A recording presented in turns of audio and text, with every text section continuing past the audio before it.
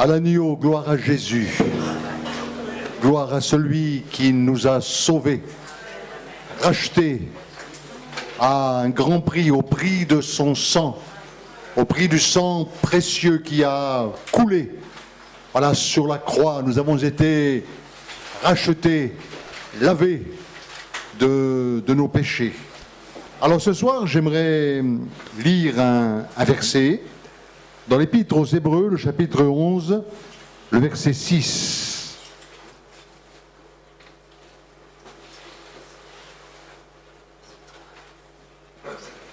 Hébreux, chapitre 11, et le verset 6.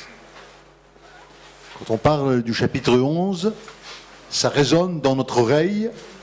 C'est un très bon chapitre, un chapitre qui nous parle de la foi. Et quand il m'arrive que ma foi baisse, je vais à Hébreux 11. Amen. Et je lis Hébreux 11. Je médite Hébreux 11. Et quand j'ai terminé, eh bien, la foi, elle grandit. La foi prend le dessus. Et on a besoin d'être des hommes et des femmes de foi. Amen. Voilà, qui saisissent les promesses de Dieu. Alors il nous est dit là, or sans la foi, il est impossible de lui être agréable, car il faut que celui qui s'approche de Dieu croit que Dieu existe et qu'il est le rémunérateur de ceux qui le cherchent. C'est fort. Or, sans la foi, il est impossible de lui être agréable. Impossible donc de plaire à Dieu. Alors, la foi, nous savons qu'elle peut tout. La foi peut déplacer les montagnes. Jésus nous l'a dit au travers des évangiles, que la foi, elle peut déplacer les montagnes. Et quand il est question donc de montagne, il n'est pas question du Mont-Agel, hein, non, mais il est question donc de montagnes spirituelles, de difficultés spirituelles qui quelquefois sont dans nos vies semblables à des montagnes. On l'a déjà entendu dire bien des fois, c'est comme une montagne qui est sur ma route, c'est comme une montagne qui est devant moi, mais la foi, elle déplace les montagnes. C'est-à-dire que si tu as une montagne sur ta route, eh bien par la foi, tu as la possibilité donc de la déplacer, tu as la possibilité de déblayer le chemin pour que tu puisses continuer ton chemin. Par la foi, eh bien, je peux retrouver la santé, parce que par la foi, eh bien, Dieu me redonne une bonne santé. Amen. Une bonne santé physique. Et on l'a vu bien des fois, au travers les évangiles, au travers la parole de Dieu, eh bien, où Jésus dira, va, ta foi t'a sauvé, ou ta foi t'a guéri. Donc, par la foi, je peux retrouver une bonne santé. D'ailleurs, dans l'Épître aux Hébreux, il est dit que certains, par la foi, retrouvèrent la santé, furent guéris. Et moi, je crois de tout mon cœur que par le moyen de la foi, eh bien, dans le sacrifice de Jésus, dans le sacrifice sanglant de Jésus, je peux retrouver la santé. Amen. De la même manière que je peux être sauvé, je peux aussi être guéri, parce que c'est le même sacrifice. Amen. Il n'y a pas eu deux sacrifices. Qui sommes-nous pour enlever le côté guérison, eh bien, de la Bible et du sacrifice de Jésus? Qui sommes-nous? Est-ce que Dieu nous l'a demandé? Non, c'est le même et unique sacrifice. Je suis sauvé de la même manière que je suis guéri. Alors, par la foi, eh bien, je peux aussi retrouver la liberté. Si quelque part je suis captif de quelques passions, de quelques chaînes dans ma vie, je peux retrouver la guérison spirituelle. Je peux être libéré. Et par la foi, eh bien, je peux proclamer ma force. Vous savez, la Bible dit dans le livre de Joël, le prophète Joël, que le faible dise « Je suis toujours faible ». Non, je suis fort. Que le faible dise « Je suis fort ». Et comme je suis faible, comme je suis très faible, je proclame que je suis fort. En Dieu. Je dis bien en Dieu. En Dieu. Parce que c'est en lui que nous sommes forts. C'est de sa force qu'il est question là. Alors, pour revenir donc à la foi, et je veux continuer donc sur ce thème de la foi, il existe deux mondes.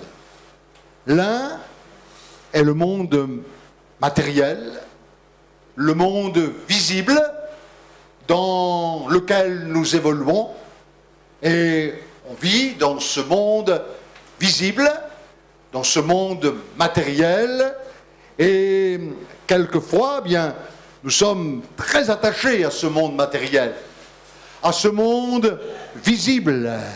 Mais il y a un autre monde que la Bible appelle le monde spirituel et qui est aussi réel que le monde matériel. Sauf parce qu'il est spirituel, eh bien, nous ne le voyons pas avec nos yeux charnels, avec nos yeux physiques, mais il est réellement réel, ce monde invisible, le monde matériel, un jour va passer, tandis que le monde spirituel demeure, eh bien, pour l'éternité. Alors, de la même manière que nous rentrons dans le monde matériel, nous rentrons bien par notre naissance physique. On rentre par ce moyen.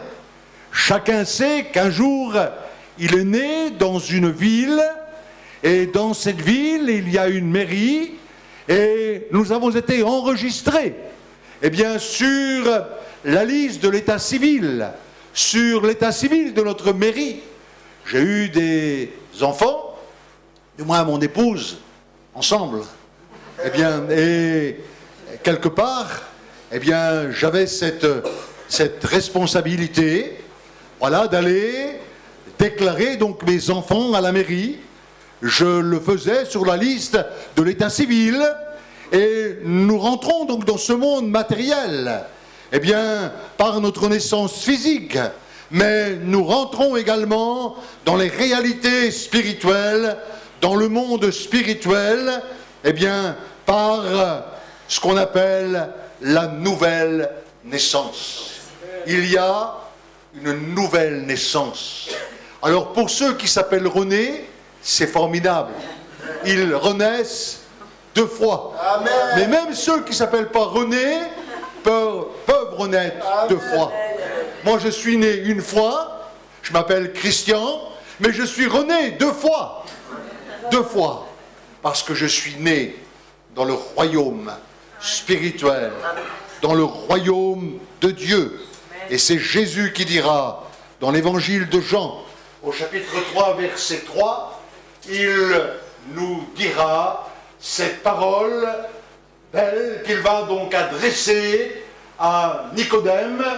Il va lui dire, en vérité, je te le dis, si un homme ne naît de nouveau, il ne peut rentrer ou voir le royaume de Dieu. Amen. Il ne peut voir le royaume de Dieu. Et c'est là donc que la foi entre en action. C'est à partir de ce moment-là que la foi rentre en action. C'est à partir de ce moment-là que la foi est nécessaire. Elle m'est nécessaire sur la terre des hommes pour acquérir, pour rentrer dans le royaume de Dieu, pour voir le royaume de Dieu et pour rentrer en possession des promesses que Dieu nous a faites. Dieu nous a fait des promesses. Vous savez que la Bible est un livre de promesses. Il y a des promesses dans la parole de Dieu.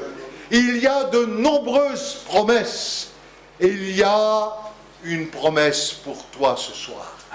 Alors, je ne sais pas quel est ton besoin, mais Dieu connaît ton besoin.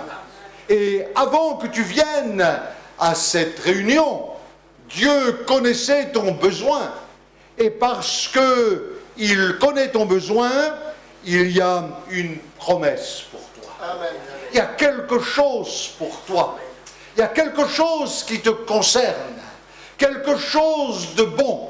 Parce que tout ce que Dieu donne, c'est bon. C'est entièrement bon. Il n'y a rien de mauvais en Dieu. Et Dieu, ce soir, eh bien, il a quelque chose de bon pour toi.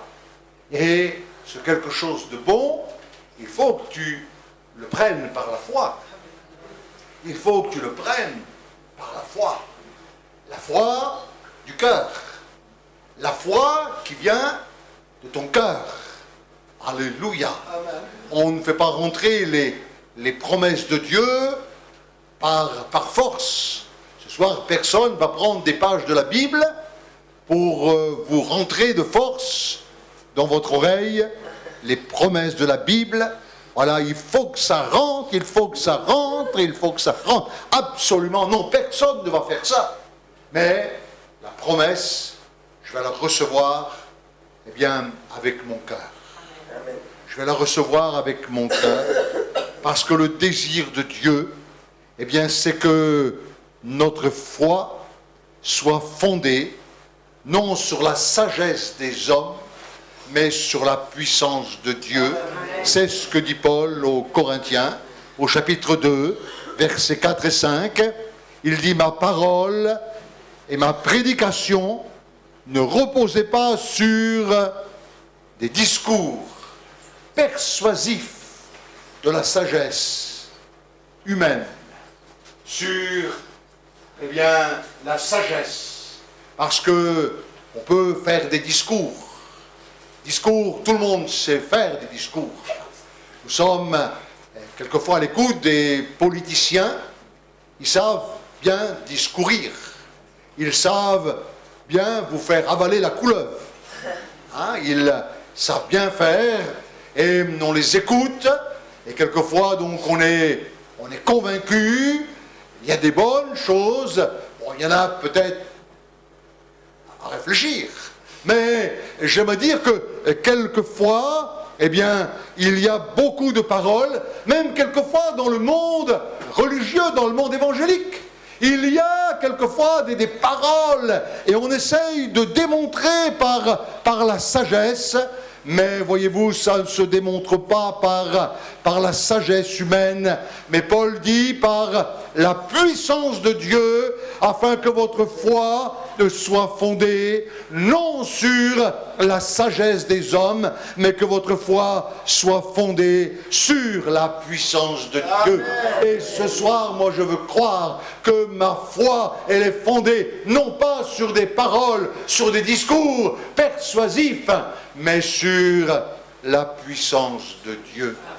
Et combien de connaissances avons-nous besoin?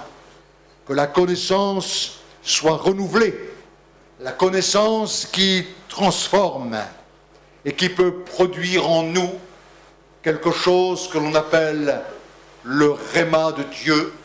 Le rhéma de Dieu, c'est une parole de Dieu pour moi, une parole de Dieu qui me concerne, une parole de Dieu qui va toucher mon cœur, une parole de Dieu que je vais recevoir, une parole de Dieu qui va transformer ma vie, une parole de Dieu qui va transformer mon être tout entier, une parole de Dieu qui va me guérir, une parole de Dieu que je vais recevoir, le rhéma de Dieu. Oui, ce soir, j'ai besoin de cette connaissance. Parce que s'il n'y a pas la connaissance, le prophète dit dans Osée 4, 6, « Mon peuple est détruit parce qu'il lui manque la connaissance. » Ou « Mon peuple périt parce qu'il lui manque la connaissance. » Et j'aimerais dire que le manque de connaissance va empêcher de recevoir de Dieu. Pourquoi ? Parce qu'on a tellement entendu de choses. On a tellement entendu. On en a tellement entendu. Et je crois que aujourd'hui aussi, sur Internet, hein, il y a de très bonnes choses. Et puis il y a de moins bonnes. Il faut savoir faire le tri entre ce qui est bon et ce qui est mauvais. Mais je me dis quelquefois, bien, on va un peu, ou même dans la littérature, dans des livres que l'on va lire, quelquefois, eh bien, on a tellement vu et entendu de choses, et on veut tellement expliquer les choses par une démonstration, eh bien, de sagesse humaine. On veut tellement démontrer cela que l'on oublie qu'il y a la puissance de Dieu, et la puissance de Dieu, elle se reçoit par la foi. La puissance de Dieu, elle se reçoit par la foi. Et je veux dire que notre évangile, eh bien, ne doit pas être un évangile de la sagesse humaine, mais un évangile selon la puissance de Dieu, afin que votre foi soit fondée sur la puissance de Dieu. Béni soit le nom du Seigneur. Alors, pour recevoir, j'ai besoin de cette connaissance. Connaître la volonté parfaite de Dieu pour ma vie. Parce que Dieu a une volonté parfaite.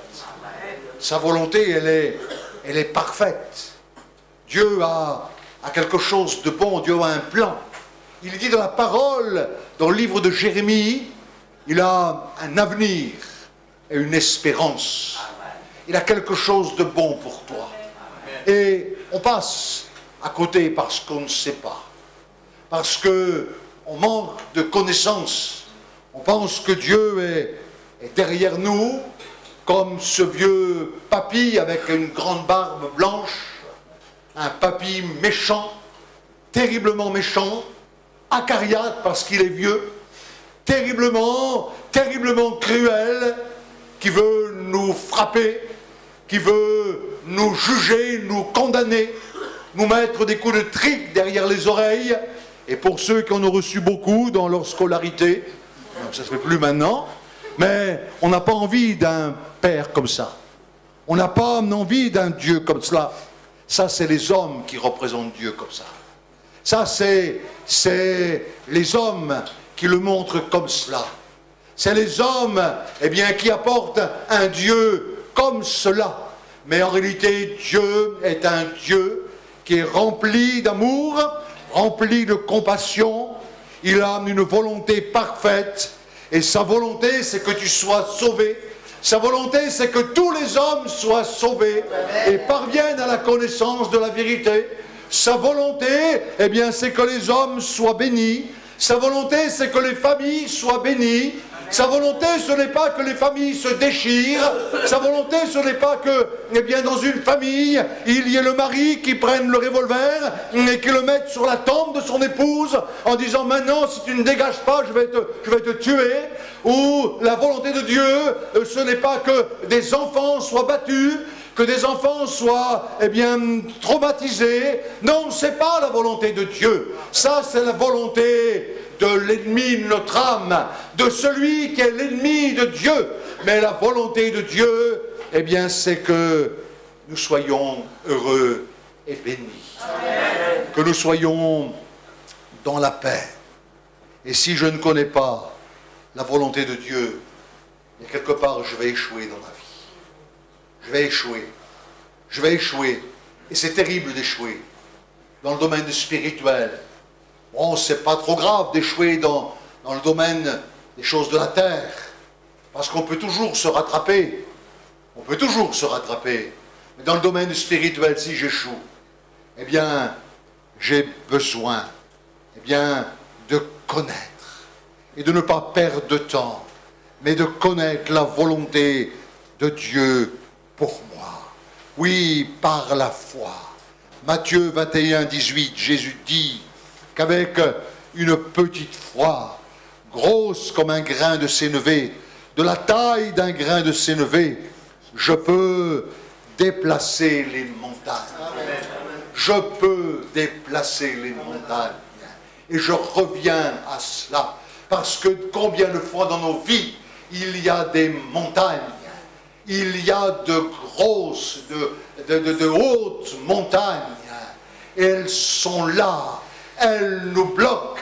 Elles nous empêchent d'avancer. Elles nous empêchent d'acquérir quelque chose de bon. Ces montagnes sont là comme de grandes difficultés qui nous arrêtent, qui nous empêchent, et on jeûne, et on prie, et on jeûne, et on prie, et on loue, et on chante, mais rien ne fait, parce que Dieu dit que ce n'est pas, eh bien, par la lecture, ce n'est pas par la prière, ce n'est pas par le chant, mais c'est par la foi que je dois déplacer les montagnes.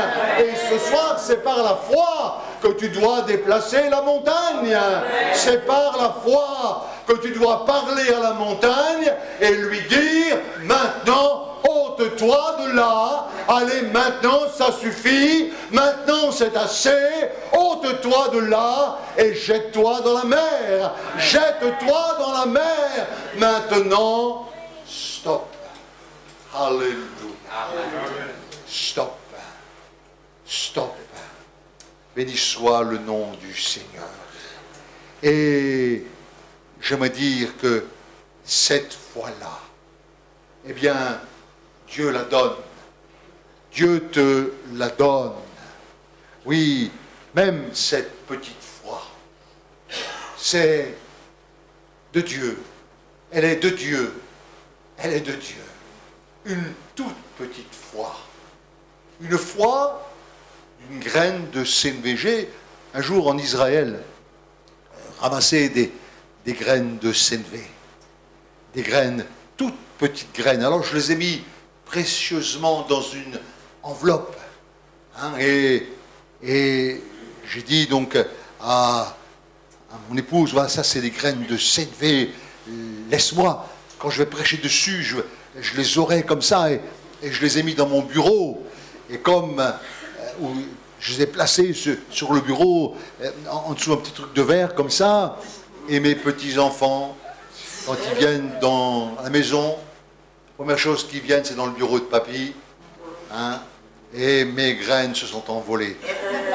Mais elles n'ont jamais poussé. Hein, mais quand je vais retourner, Dieu voulant, je vais ramasser encore des graines de sénévé. C'est impressionnant. C'est la plus petite des graines, c'est tout petit. Je vous assure que si vous avez une graine de sénévé, eh bien, sur la feuille de papier, là, et surtout, eh bien, n'ayez pas un souffle fort, ni n'éternuez pas.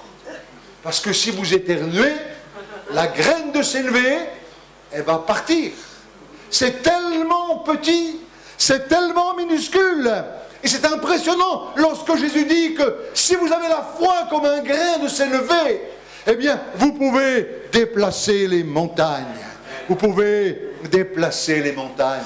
Mais une bonne nouvelle, cette petite foi-là, elle est appelée à grandir. Amen. Elle est appelée à grandir.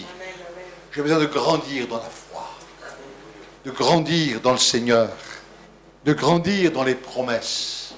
Et voyez-vous, il y a à cette foi quelques obstacles qui pourraient nous freiner et nous empêcher, eh bien, que cette foi grandisse. C'est la peur. On a entendu dans un don spirituel tout à l'heure parler de la peur. La peur, eh bien, c'est quelque chose qui va paralyser la foi. La peur, elle nous paralyse. peur. C'est quelque chose de terrible d'avoir peur. Quelqu'un qui a peur, eh bien, va se faire voler la victoire. Il se la fait littéralement voler. La peur, c'est une voleuse de victoire. Elle vole les victoires. La peur empêche, eh bien, de réagir face aux problèmes, face aux difficultés. Parce que j'ai peur. Parce que j'ai la peur dans mon cœur. Et parce que j'ai la peur, eh bien, je ne vais pas rentrer pleinement dans la victoire du Seigneur. Ça, c'est un obstacle terrible à ma foi. À la foi qui est simple, à la foi que Dieu veut que l'on ait, la foi d'un enfant, la foi qui saisit, la foi qui prend. Il y a également, deuxième obstacle, c'est le doute. Le doute annule la foi et l'empêche, eh bien, d'opérer avec Dieu. Quand je doute, je ne sais plus où j'en suis. Peut-être que, oui, c'est possible. Est-ce qu'il a raison ou lui a raison? Est-ce que lui a raison ou lui a tort? Alors, ça c'est le doute. Voyez-vous, le doute, eh bien, c'est inconfortable, le doute. Le doute, c'est quelque chose d'inconfortable. Et quand quelqu'un doute, eh bien, il n'est pas dans le confort. Parce qu'il est, comme nous dit l'apôtre Jacques, eh bien, balancé d'un côté et d'autre, que celui qui doute ne s'imagine pas qu'il recevra quelque chose du Seigneur. C'est un homme qui est ballotté d'un côté et d'autre. Il ne sait pas, mais ce soir, eh bien, le doute, non, je n'en veux pas. Il y a aussi l'inquiétude.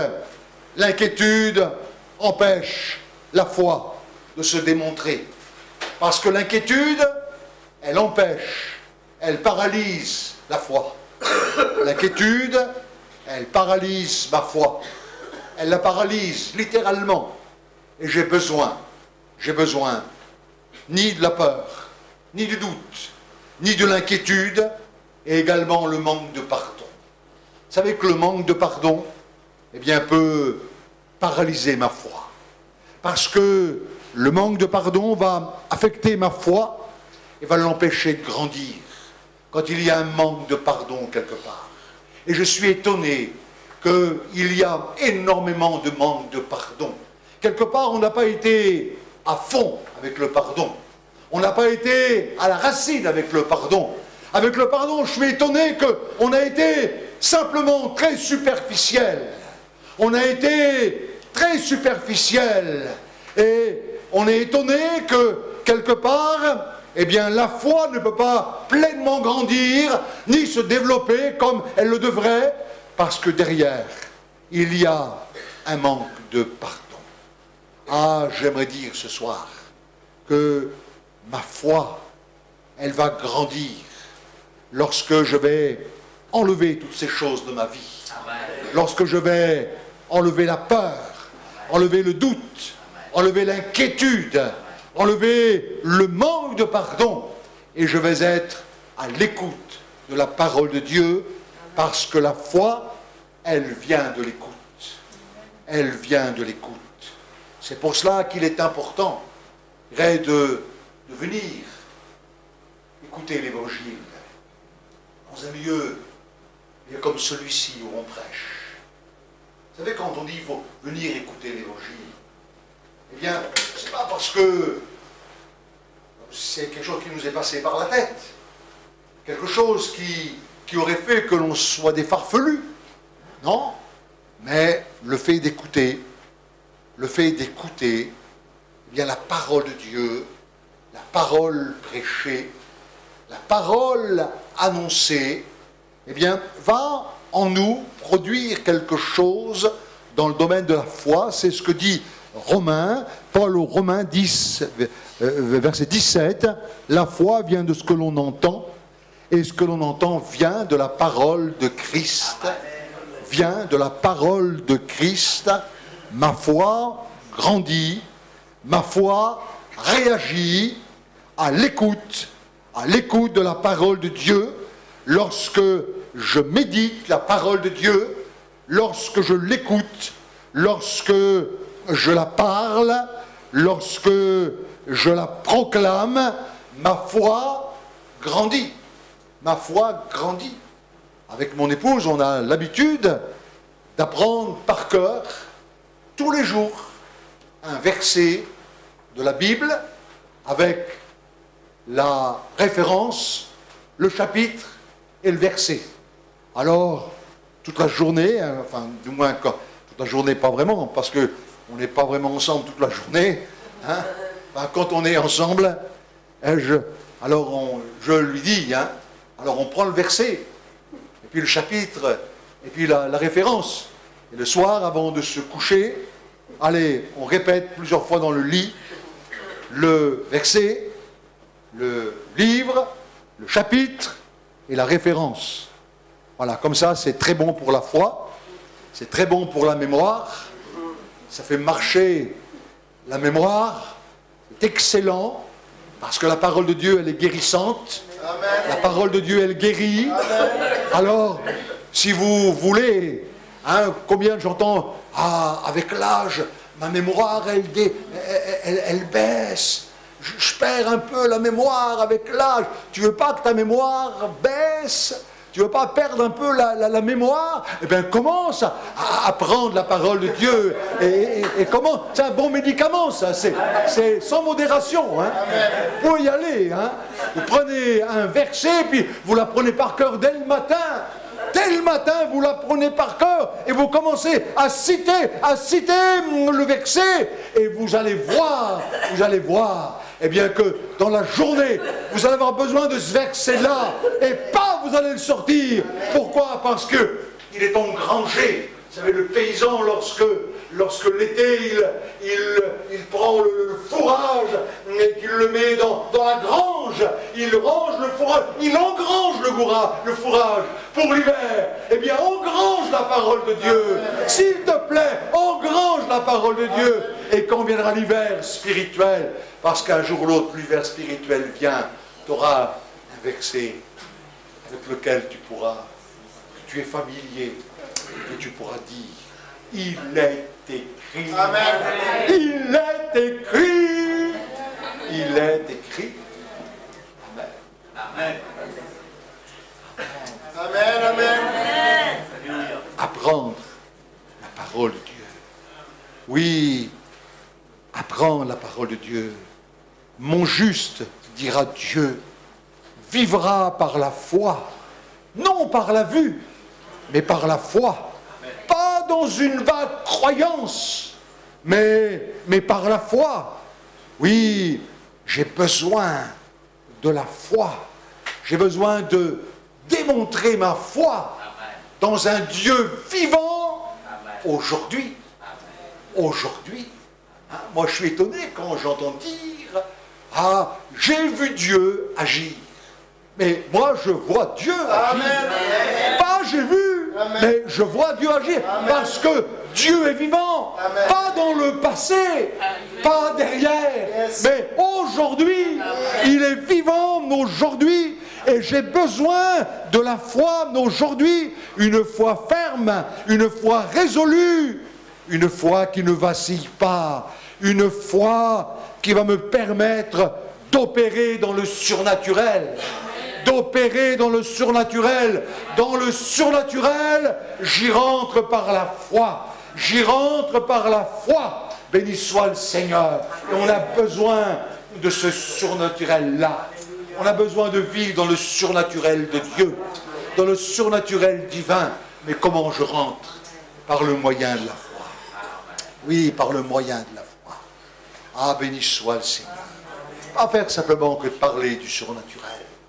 Parce que parler du surnaturel, eh bien, c'est dire des choses concernant le surnaturel. Mais voyez-vous, pour nous, le surnaturel, eh bien, c'est le naturel de Dieu. Amen. Pour nous, ce qui est surnaturel, pour Dieu, c'est naturel. C'est entièrement naturel. Et j'ai besoin d'être dans le naturel de Dieu. de vivre dans le naturel de Dieu. Et dès le moment où l'on parle, eh bien, de ce que l'on voit, on ne parle plus du surnaturel.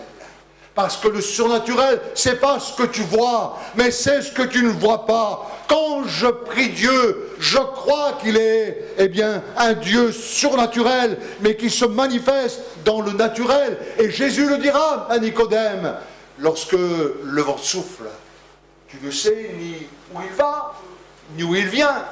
Tu n'as jamais vu le vent, moi non plus. Mais je vois les effets du vent. Hein? Quand les poubelles se renversent, quand les pots de fleurs tombent des balcons, je vois le vent. Je vois le vent où, quand j'ai du mal à avancer, parce que le vent souffle dans le sens inverse, je vois le vent. Mais je ne l'ai jamais vu avec mes yeux. Et pourtant, le vent est là. Le vent existe. Le vent est réel. Et c'est la même chose pour le parfum.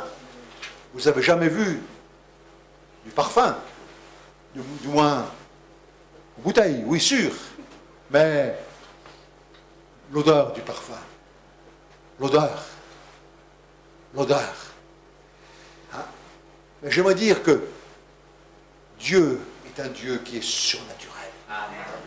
Et j'ai besoin, d'abord, le verset que nous avons lu ensemble nous dit, il faut que celui qui s'approche de Dieu croit que Dieu existe. Amen. Et qu'il est le rémunérateur, la récompense de celui qui le cherche. Amen. Il est la récompense de celui qui le cherche. Alors, je veux croire que Dieu existe. Dieu est un Dieu qui est surnaturel. Et rien par moi-même, mais tout par sa grâce. Tout uniquement par sa grâce que je reconnais que le monde a été fait, que le monde a été formé, c'est ce que dit Dieu dans Hébreux 11, verset 3. C'est par la foi que nous reconnaissons que le monde a été formé par la parole de Dieu, en sorte que ce que l'on voit n'a pas été fait de choses visibles. C'est Dieu qui a fait cela. C'est Dieu qui a fait cela. C'est Dieu qui a fait. C'est Dieu qui a parlé. Et les choses sont venues à l'existence. Les choses sont venues à l'existence. Tout ce que l'on voit n'a pas été fait de choses visibles, mais de choses invisibles. Et c'est notre Dieu qui a fait cela. Alors, ce soir, je dois me servir de ma foi. Je dois me servir de ma foi. Alors, si tu n'as rien retenu de la prédication, retiens au moins ça. Je dois me servir de ma foi. Je dois m'en servir. Et quand? Déjà maintenant. Maintenant. Parce que la foi, c'est maintenant. L'espérance, c'est plus tard. Oui, je sais qu'un jour, je serai guéri. Ça, c'est l'espérance. L'espérance. Mais la foi, c'est maintenant. La foi, c'est maintenant. Et on a parlé de la foi. On a développé la foi. Il y aurait tellement de choses à dire sur la foi. Ça ne me gênerait pas de parler pendant des semaines et des semaines sur la foi. Il y a deux choses, trois choses même que j'aime parler. C'est la foi, la croix et l'Esprit Saint. Et le Saint-Esprit. Voilà. Ça, c'est des choses dont j'aime parler. Hein, ce sont des choses que je ne suis jamais à court. Parce que je connais Dieu, parce que je sais qui est Dieu, je connais la puissance de Dieu, je connais l'intervention miraculeuse de Dieu, je sais que Dieu intervient, je sais que Dieu intervient, pas dans le passé, mais maintenant, là, Maintenant, je sais que Dieu intervient. Je sais que Dieu est vivant. Je sais que Dieu accorde les dons spirituels pour maintenant. Pour maintenant, Dieu accorde ses bénédictions pour maintenant. Alors, je dois me servir de ma foi aujourd'hui. Je dois m'en servir. Oui, mais c'est trop. Oui, mais c'est trop, oui, mais. Et comme on entendait oui, mais, oui, mais, oui, mais, oui, mais, il n'y a qu'à. Il n'y a qu'à. Il faut que. Je ne sais pas quelle tribu c'est ça. Il n'y a qu'à, faut que. Hein? Il n'y a qu'à, faut que. Hein? Quel. D'où ça sort ça? Il n'y a qu'à, faut que. Hein? Ouais. Oui. Mais j'aimerais dire, la foi, elle est pour maintenant. Maintenant, alléluia, je m'en sers.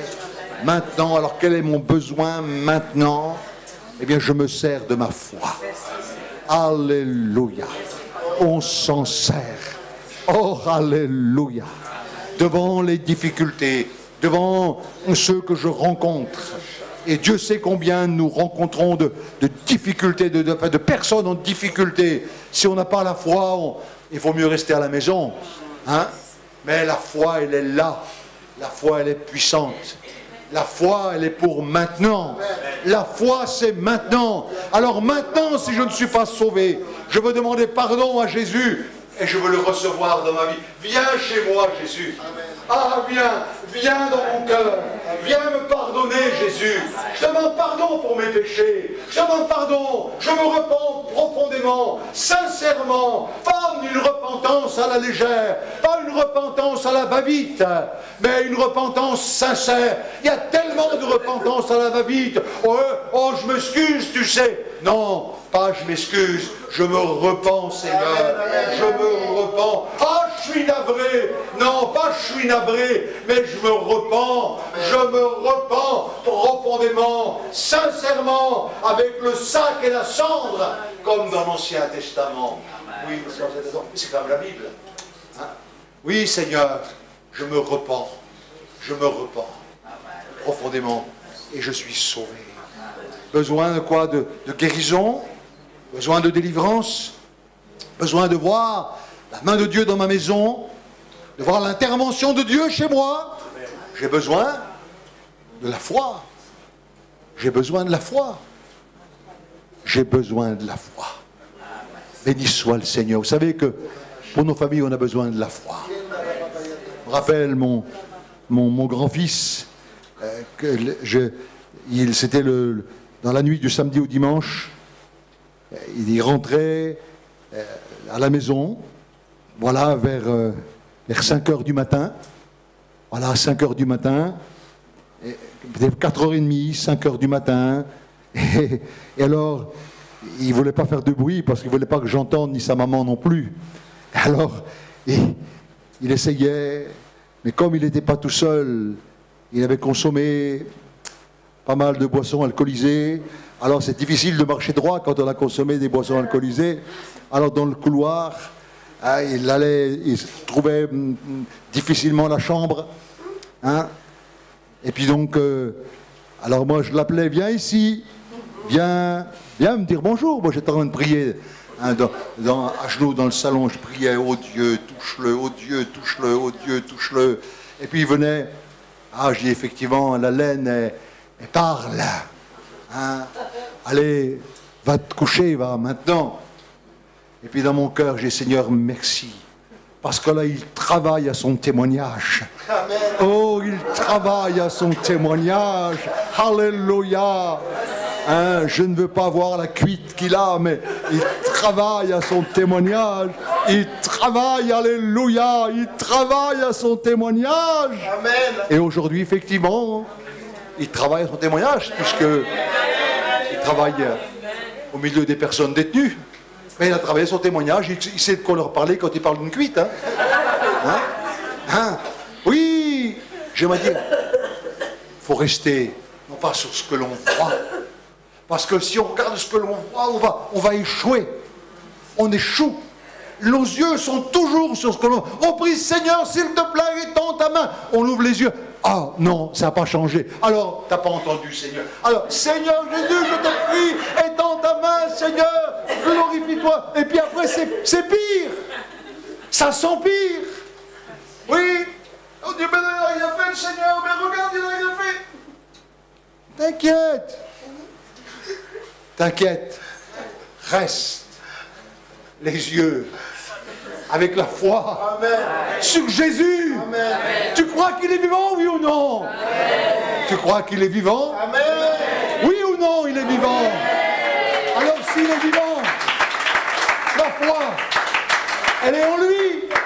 Ma foi, elle est en lui. Alléluia. Alléluia. Ma foi, elle est en lui. Alléluia. Amen. Je ne veux pas dire un alléluia, parce que si je le dis, là, je vais décrocher. Oh, alléluia. Et c'est là. C'est là. Alléluia. Alléluia. Quelqu'un m'a dit un jour, mais tu ne vas pas arrêter de dire toujours alléluia, toi. Arrête de dire alléluia. J'écoute-moi bien. Tu vois, prends une aiguille à coudre, et puis pique-moi comme ça, sur le bras. Autant que tu veux. Et toutes les petites gouttes de sang qui sortiront, ils diront alléluia, alléluia, alléluia, alléluia. Mes amis, ça veut dire gloire à Dieu. On a un Jésus vivant. On a un Christ vivant, un Christ puissant, un Christ glorieux. Et j'ai foi en lui. Nous avons foi en lui. Et ce soir, je fais marcher ma foi devant le Seigneur.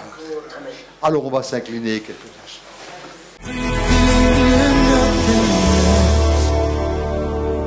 My best, my heart, you deserve my